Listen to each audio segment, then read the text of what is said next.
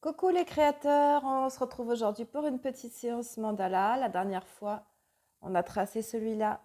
J'ai juste rajouté ici en noir le fond des mandalas pour faire ressortir les petits dessins. Et du coup, j'ai mis des petits points blancs, des petits points dorés. J'ai pas touché à la couleur ici qui est magnifique et je le laisse comme ça.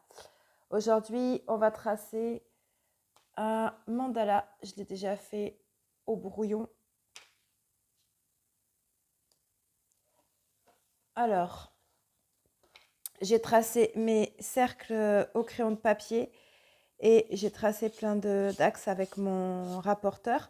Et j'ai déjà fait en fait sur 30 degrés, puisqu'il y a un trait pour 10 degrés. J'ai déjà tracé au brouillon, au crayon de papier, si on préfère, sur 30 degrés tout le dessin. Donc je vais le repasser au stylo, je travaille avec le 0,2.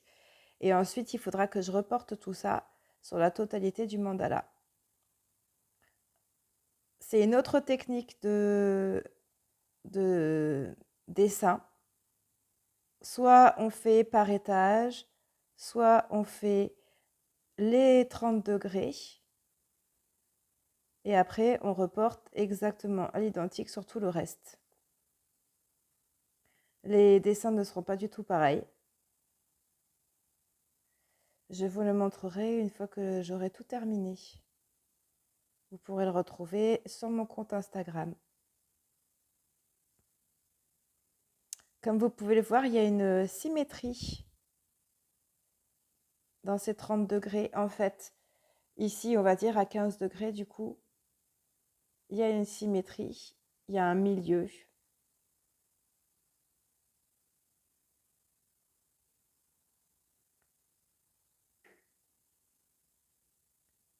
Et on devine que ça va se répéter donc tout le long.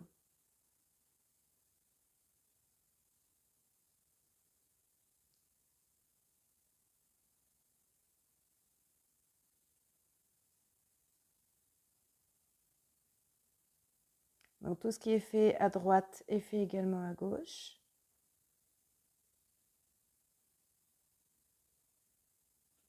C'est fait sur une feuille de 300 grammes. Ce qui fait qu'après, je pourrai le mettre en couleur avec mes feutres à eau, mes stabilos avec lesquels je bosse très souvent. Et je pourrais faire un mélange des couleurs. Voilà ce que ça donne pour une portion de 30 degrés. Et donc, tout ce qui a été fait là va être reporté ici à chaque fois. Donc, il y aura 12 portions identiques en tout. Et puis après, bah, je gommerai la grille du départ. Voilà pour celui-ci. Il y en a un autre que j'ai tracé hier, cette fois-ci sur une planche comme ça, sur un fond noir à l'acrylique. Ensuite, j'ai tracé également mes repères au crayon de papier, donc les cercles et puis les traits faits au rapporteur. Et cette fois-ci, je travaille avec mon stylo blanc, donc le Nibble Signo, assez épais, la pointe épaisse, pour que ça se voit sur le noir. Donc, alors là, je fais ça juste parce qu'il fait chaud et je voudrais pas que ma main transpire sur la planche. Alors, des fois, le feutre a du mal à écrire. Donc, j'ai tracé presque la totalité hier et j'en ai laissé un petit peu pour vous montrer les différents motifs. Donc, contrairement à celui qu'on vient de faire à l'instant, là, cette fois-ci, on est par étage.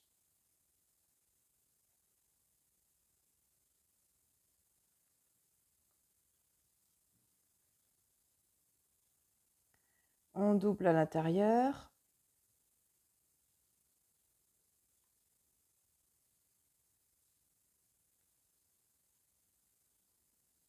D'un côté, des petits motifs comme ça. Et de l'autre, j'ai laissé blanc. Enfin, noir, du coup. J'ai laissé sans petits dessins. Parce que des fois, il faut laisser respirer un petit peu. Il faut laisser de l'espace. une boucle dans ce sens-là. Ensuite, on a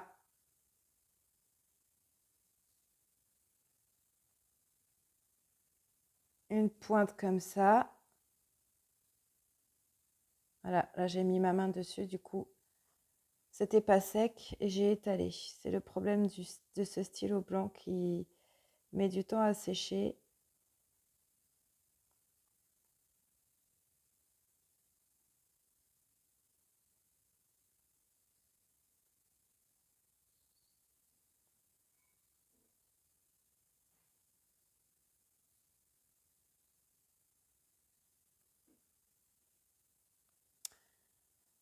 Ensuite, ici au-dessus, alors c'est avant tout pour cacher les traits de construction au crayon de papier, là, que je le fais.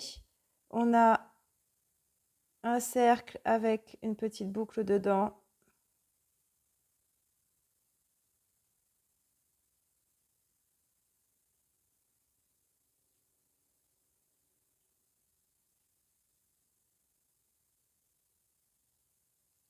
Et puis pour finir, juste un petit point au niveau du cercle extérieur. Et voilà. Donc comme vous le voyez ici, il y a une grande partie noire qui n'est pas coloriée. Pourquoi? Parce que je vais après placer un cercle en encre à alcool pour mettre un peu de couleur. On verra la prochaine fois. Pour finir, je voudrais vous présenter également cela. Vous avez voté la dernière fois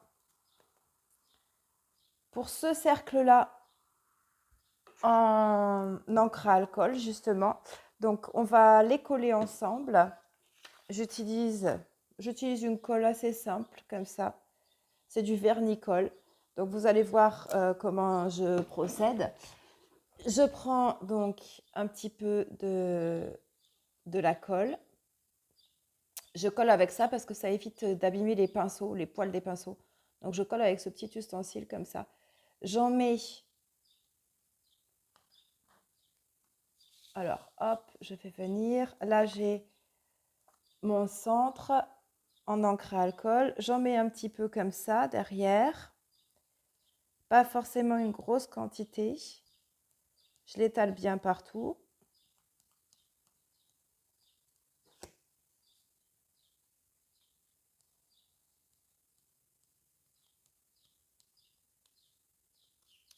Et ensuite, je viens le positionner au centre. Alors, il doit rester un tout petit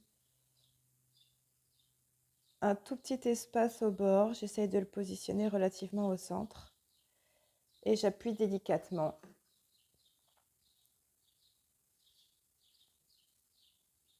Et ça colle, on va dire, quasiment instantanément. Ça sèche très très vite.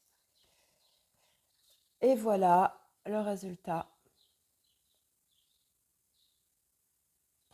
Le deuxième pour lequel vous aviez voté, c'était celui-là qui a été retenu. Il y a eu pas mal de votes et vous avez voté à peu près pour tout, mais celui-là a eu plus de voix. Donc, je vais faire celui-là aujourd'hui. Donc, je reprends mon brouillon, je retourne et je place de la colle sur le derrière, au dos.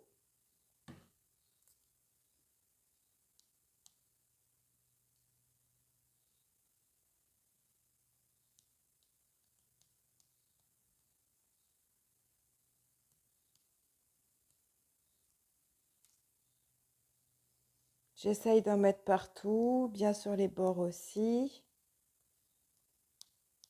L'avantage de ce petit ustensile, c'est que du coup, c'est beaucoup plus simple à laver. Vu que c'est en plastique, ça se rince très bien sous l'eau après.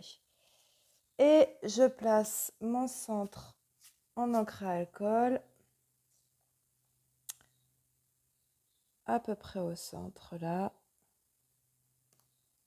Voilà, il est au centre. Je peux appuyer pour le positionner et bien faire adhérer. Voilà pour mes deux centres en encre à alcool pour lesquels vous aviez voté. Donc celui-ci avec les bulles de couleur, il est magnifique. et celui-ci. C'est tout pour aujourd'hui. Donc, je vous rappelle qu'on a créé une portion juste de 30 degrés, qu'on a fini ce mandala et puis que c'est assez simple de coller les centres en encre à alcool. Surtout, n'hésitez pas à partager la vidéo, à liker, à vous abonner ici et puis sur mon compte Instagram Manda417. Envoyez-moi vos créations que je puisse voir un petit peu ce que vous arrivez à faire comme mandala à créer. Et on se retrouve bientôt. Surtout, faites-vous confiance et créez avec beaucoup de plaisir. Bye bye!